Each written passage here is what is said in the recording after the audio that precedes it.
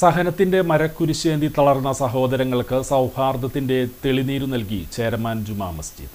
ദുഃഖവെള്ളിയാഴ്ച ദിനത്തിൽ പരിഹാര സ്ലീവാപാതയിൽ പങ്കെടുത്ത ക്രൈസ്തവ വിശ്വാസികൾക്കായി കുടിവെള്ളമൊരുക്കിയ ഇന്ത്യയിലെ ആദ്യത്തെ മുസ്ലിം ദേവാലയമായ ചേരമാൻ ജുമാ മസ്ജിദിന്റെ പൂമുഖം വാക്കുകൾക്കപ്പുറമുള്ള സാഹോദര്യത്തിന്റെ ചിത്രമായി മാറി. കോട്ടപ്പുറം സെന്റ് മൈക്കിൾസ് കത്തീഡ്രലിൽ നിന്നും ആരംഭിച്ച കുരിശിന്റെ വഴി ചേരമാൻ പള്ളി പരിസരത്തെത്തിയപ്പോൾ മഹൽ ചീഫ് ഇമാം ഡോക്ടർ സലീം നദ്വി, മഹൽ പ്രസിഡന്റ് എൻ.എ. റഫീഖ് എന്നിവരുടെ നേതൃത്വത്തിൽ പരിഹാര സ്ലീവാപാതയിൽ പങ്കെടുത്തവർക്കെല്ലാം കുപ്പിവെള്ളം വിതരണം ചെയ്തു. മുദ്രീസ് Hisham Adani, joint secretary A Noushad, treasurer Haidar Ali, committee അംഗങ്ങളായ M Sineer, K Ajeeb, K Navas, K Hussain, administrator VS Sunais, നഗരസഭാ കൗൺസിലർ കെ സഗീർ എന്നിവരും പങ്കെടുത്തു.